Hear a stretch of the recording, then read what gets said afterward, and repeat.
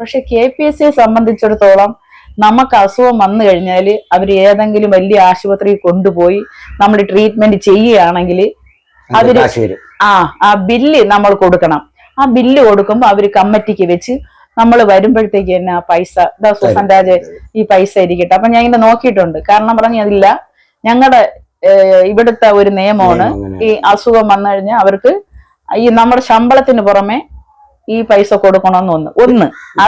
അടുത്ത് വേറെ എന്നു പറഞ്ഞാൽ അവിടെ പിന്നെ നമ്മള് നാടകം കളിച്ചു കഴിഞ്ഞിട്ട് വരുന്ന സമയത്ത് നമുക്ക് ശമ്പളം തരുമ്പോഴത്തേക്ക് നമ്മൾ ഒരു 50 രൂപയാണ് നമ്മൾ ഇടുന്നെന്ന് വെച്ചോ, ഒരു ഫണ്ട് ഉണ്ട് അവിടെ.